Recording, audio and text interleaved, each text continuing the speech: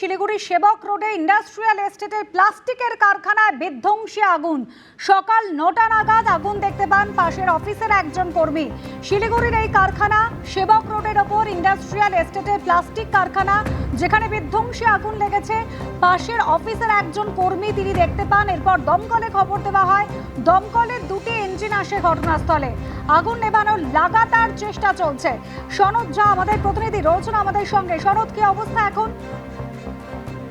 দেখো, পরিস্থিতি এখনো নিয়ন্ত্রণে রয়েছে। ঠিক সকাল ৯টা নাগাদ এই যে প্লাস্টিক কারখানা সেবক রোডের একটা ইন্ডাস্ট্রিয়াল এস্টেট, সেখানে সকাল ৯টার পাশেই একটা সরকারি অফিস, এই অফিসের কর্মচারী প্রথম আগুনের ধোঁয়াটা দেখতে পায় এবং তারপরেই সরকারে তিনি দমকলে খবর দেন। দমকল থেকে দুটো ইঞ্জিন আসে এবং ইঞ্জিন এসে এখন প্রায় ঘন্টা দুই হলো প্রায় যে অনেকটা নিয়ন্ত্রণে রয়েছে।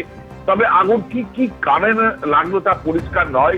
দমকলের প্রাথমিক অনুমান শর্ট সার্কিট থেকে লেগে থাকতে পারে এবং এই প্লাস্টিক কারখানাটি অনেক দিনের এবং আগে যখন ছিল সেটা লোকালই ছিল না, ইন্ডাস্ট্রিয়াল এস্টেট হলো শহরের বাইরে ছিল। যেহেতু এখন ঘনবসতি এলাকা, ফলে একটা আতঙ্ক ছড়িয়েছে, ধোঁয়া গোটা এলাকা ধোঁয়া ছড়িয়ে গেছে এবং প্লাস্টিকের যে একটা দূষণ গোটা এলাকা ছড়িয়ে পড়েছে। তবে দমকল চেষ্টা চালিয়ে যাচ্ছে, আগুন এখন নিয়ন্ত্রণে রয়েছে।